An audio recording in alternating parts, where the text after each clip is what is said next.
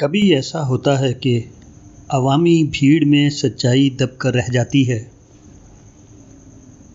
حضرت مسیح کو اللہ نے بہت سے معجزے دیے تھے۔ وہ مٹی کے پرندے پر پھونک مارتے اور وہ سچ مچ پرندہ بن کر اڑنے لگتا۔ وہ اندھے اور کوڑی پر ہاتھ پھیرتے اور وہ فوراً اچھے ہو جاتے اور دیکھنے لگتے۔ وہ مرے ہوئے انسان سے کہتے کہ اٹھ، اور وہ دوبارہ زندہ ہو کر کھڑا ہو جاتا۔ وہ بتا دیتے کہ کس کے پیٹ میں کیا ہے اور کس کے گھر میں کن چیزوں کا ذخیرہ۔ یہ حیران کن باتیں آپ کے استادۂ الہی ہونے کا ثبوت تھیں، مگر یہود نے ان کو آپ کے انکار کا بہانہ بنا لیا۔ انہوں نے کہا، یہ کوئی معلم دین یا قانون ساز نہیں، بلکہ شعبدہ باز ہے، اور گلیل کے سادہ مزاج باشندوں میں اس نے شہرت و مقبولیت حاصل کر لی۔ تاہم فلسطین کے مشرق رومیوں کا تاثر دوسرا تھا۔ مشرق قوموں کا عام مزاج یہ رہا ہے کہ جس کے اندر کوئی غیر معمولی بات دیکھتی ہیں اس کو خدا سمجھ لیتی ہیں۔ برنابا حواری کی انجیل میں بتایا گیا ہے کہ حضرت مسیح کے معجزوں کو دیکھ کر اس زمانے کے مشرق رومی سپاہیوں نے آپ کو خدا اور بعض نے خدا کا بیٹا کہنا شروع کر دیا تھا۔ حضرت مسیح کے بعد جب سینٹ پال آپ کے مذہب میں داخل ہوا تو اس کو مسیحت کے پھیلانے کے لیے سب سے آسان نسخہ یہ سمجھ میں آیا کہ عوامی ذہن کی رعایت سے مسیحت کی ایک ایسی تعبیر پیش کی جائے جو زیادہ سے زیادہ لوگوں کے لیے قابل قبول ہو۔ حضرت مسیح کی تعلیم کے مطابق آپ کے ابتدائی پیرو موسوی شریعت پر عمل کرتے تھے۔ سینٹ پال نے اعلان کر دیا کہ ایک عیسائی شریعت یہود کی تمام پابندیوں سے آزاد ہے۔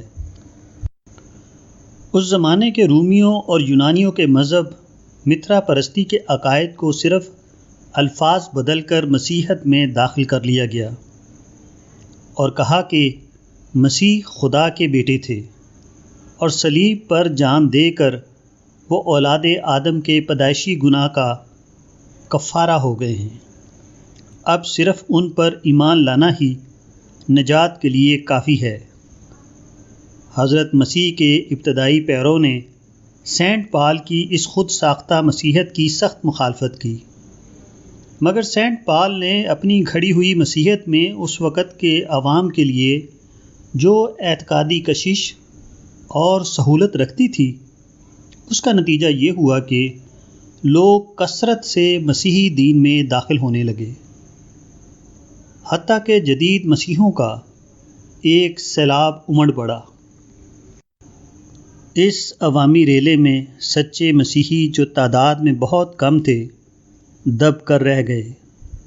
تاہم تیسری صدی عیسوی کے اختتام تک بہت سے ایسے لوگ موجود تھے جو حضرت مسیح کو بندہ اور رسول مانتے تھے اور آپ کی الوہیت کے عقیدے کو غلط قرار دیتے تھے۔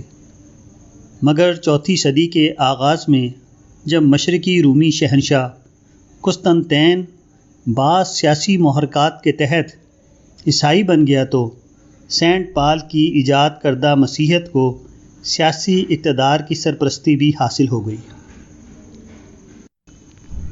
325 عیسوی میں نکیا کی کونسل میں 318 مسیحی نمائندے جمع کیے گئے تاکہ مسیحیت کا سرکاری عقیدہ متعین کریں۔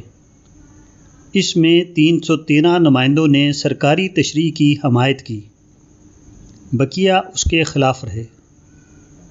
پادری ایرس اس کو چیلنج کرنے کے لیے اٹھا تو قسطنطین نے یہ کہہ کر اس کو خاموش کر دیا کہ اگر تم اس کو نہیں مانتے تو دوسری چیز ہمارے پاس تلوار ہے۔ قسطنطین کے مسیحیت قبول کرنے کے بعد ساری رومی سلطنت میں مسیحی مذہب پھیل گیا۔ یہ تمام مسیحی اسی نئے مسیحی مذہب پر ایمان لائے تھے جو اولاً سینٹ پال اور اس کے بعد ترتولین وغیرہ نے وضع کیا تھا۔ اس عوامی طوفان میں سچے مسیحوں کے لیے زندہ رہنے کی کوئی شکل نہ تھی۔ اولاً خاموش، اور اس کے بعد وہ دھیرے دھیرے ختم ہو گئے۔ اسلام کو یہ فضیلت حاصل ہے کہ خود اللہ نے قرآن کو محفوظ رکھنے کا ذمہ لیا ہے، جبکہ پچھلی آسمانی کتابوں کو محفوظ رکھنے کی ذمہ داری ان کے حاملین کے اوپر تھی۔ اسلام کے لیے یہ خطرہ نہیں کہ وہ کبھی بدل کر کچھ سے کچھ ہو جائے یا مٹ کر ختم ہو جائے، مگر حفاظت کا یہ وعدہ متن اسلام کے لیے ہے، گروہ اسلام کے لیے نہیں ہے۔